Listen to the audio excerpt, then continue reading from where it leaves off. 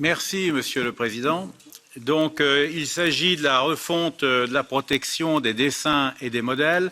Cette protection est assurée à l'heure actuelle par un système dual qui repose d'une part sur une protection nationale qui est donc effectuée dans chacun des États membres. Et cette protection nationale a donné lieu à une harmonisation opérée par la directive 98/71 du 13 octobre 98. Et puis d'autre part, ce système repose sur une protection européenne grâce à l'intervention de l'EIPO qui siège à Alicante et qui est organisée par un règlement 6/2002 du 12 décembre 2001. Alors ce système a fait ses preuves.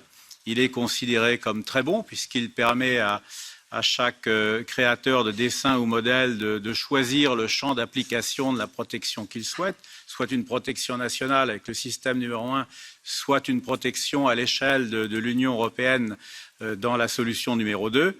Mais cette législation a un peu vieilli, elle a plus de 20 ans d'âge, et donc il fallait la moderniser, notamment pour l'adapter à l'évolution des technologies numériques, par exemple à l'apparition des imprimantes 3D.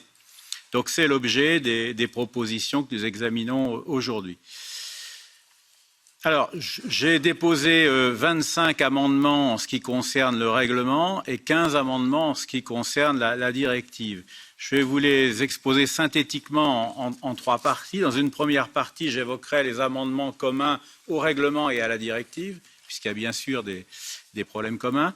Ensuite, les amendements propres au règlement et enfin les amendements propres à la directive. Commençons par les amendements communs au règlement et à la directive. Eh bien, certains rappellent le rôle joué par notre Parlement européen dans la confection de ce nouveau système, puisque nous y avons consacré une résolution du 11 novembre 2021 qui s'est penchée donc sur cette nécessité de rénover les dessins et modèles. Et donc, il me semblait important, à chaque fois que c'était bien sûr pertinent, de le rappeler, à ne pas laisser penser que la Commission est toute seule à la manœuvre.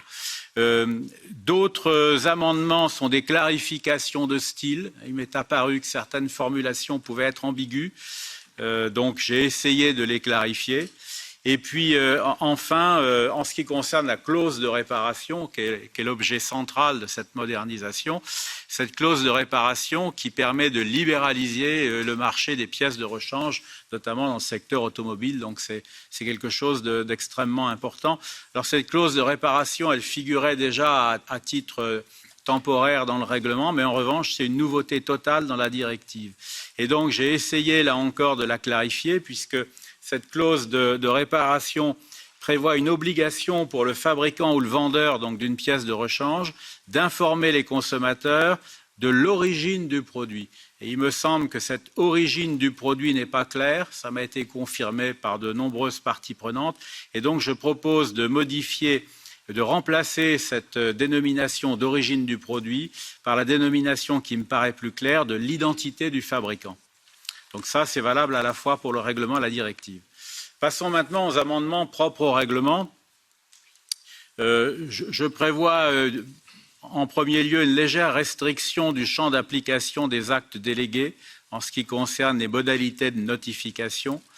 Alors, pourquoi ? Parce qu'il me semble que quand on lit attentivement le règlement, c'est assez superflu. Ces modalités de notification font déjà l'objet de beaucoup de précisions. En second lieu, alors ça c'est peut-être plus important, je propose la suppression de certains pouvoirs du directeur exécutif de l'EIPO. Certains des pouvoirs qui sont prévus, bien sûr, sont tout à fait nécessaires, mais d'autres me semblent un peu risqués du point de vue de la sécurité juridique. Par exemple, le pouvoir de déroger aux actes d'exécution en ce qui concerne certains documents à fournir. C'est très étrange de pouvoir déroger aux actes d'exécution, je trouve. Également, son pouvoir de déterminer le montant de certains frais à acquitter. Ça manque beaucoup de précision, ça me semble dangereux. Son pouvoir de déterminer des tarifs à acquitter pour accéder à la base de données. Ou encore son pouvoir de nommer des personnes dont le rôle est assez peu déterminé. Voilà, il me semble que là, il y a un flou quand même qu'on ne peut pas laisser subsister pour des raisons de sécurité juridique. En troisième lieu, j'ai voulu clarifier le statut des personnes qui demandent leur inscription sur la liste de l'Office. Ce sont des personnes qui doivent avoir une certaine compétence en matière de dessin et modèle. Et curieusement, on exigeait qu'une expérience professionnelle de 5 ans, mais sans préciser que c'était justement dans le domaine des dessins et modèles. Donc je propose de le rajouter. Et puis, dans le même ordre d'idées, je propose de supprimer les dérogations individuelles qui peuvent être accordées par le directeur exécutif à cette condition de posséder 5 années d'expérience professionnelle. Je ne comprends pas bien pourquoi on pourrait déroger à cette exigence-là.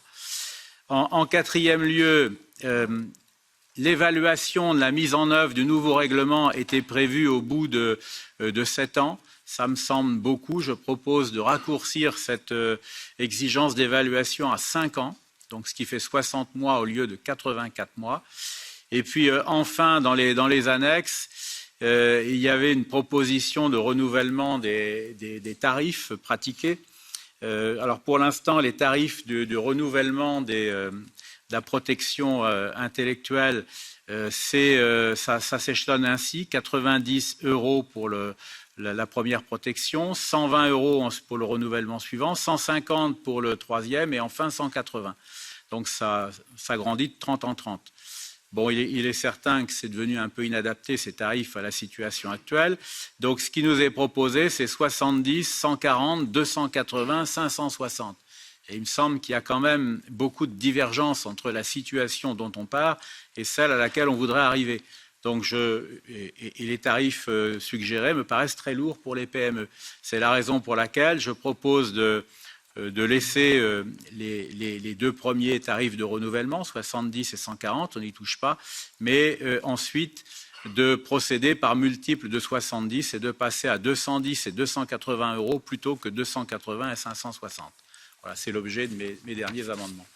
Et puis enfin, troisième partie de mon exposé, en ce qui concerne les amendements propres à la directive, eh bien, j'ai proposé 2 séries d'amendements. D'une part, des précisions qui sont demandées aux législations nationales. C'est l'objet, par exemple, de l'amendement 6, qui concerne les droits exclusifs conférés par l'enregistrement d'un dessin ou modèle, qui devrait faire l'objet d'un ensemble approprié de limitations. Et je précise que cet ensemble approprié de limitations devrait être énuméré de manière exhaustive, pour des raisons de sécurité juridique. Également l'amendement 12, dans la même optique, qui précise que la protection s'étend aux nouvelles formes de dessins et modèles.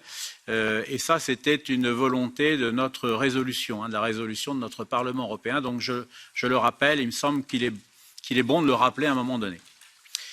Et puis, d'autre part, et pour terminer, il y a d'autres amendements qui tiennent à la durée de la protection accordée aux dessins et modèles dont l'enregistrement a été demandé avant l'entrée en vigueur de la nouvelle directive.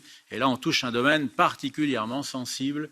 C'est sans doute là que les oppositions les plus frontales vont se manifester. Le texte propose une durée de protection de 10 ans, ce qui est beaucoup, alors ce qui peut se justifier par la crainte de certains constructeurs. Bon, très bien. Et il est apparu que d'autres parties prenantes demandent un délai plus bref. Et donc, pour lancer le débat, puisqu'il faut bien le lancer, j'ai proposé 3 ans. Mais je ne doute pas que c'est une disposition qui fera l'objet de beaucoup de discussions. Voilà, je vous remercie de votre attention. Je remercie tous les rapporteurs fictifs et la Commission de leurs remarques très constructives. J'observe que sur le cœur de la proposition de la Commission, il y a un consensus, ce qui est bien essentiel. Et sur d'autres sujets, eh bien, il va y avoir des discussions, comme je l'avais prévu, passionnées, notamment sur ce délai de 10 ans que je propose de ramener à 3 ans. Bon, ça n'est pas une surprise. Il y a beaucoup de points de vue divers. Et M. Karleskin, d'ailleurs, lui-même propose à l'inverse de supprimer totalement le délai de protection pour les dépôts avant l'entrée en vigueur du nouveau texte. Donc voilà, ça promet des débats très animés. Je m'en réjouis, mais je ne doute pas que nous parviendrons à un consensus. Merci à tous.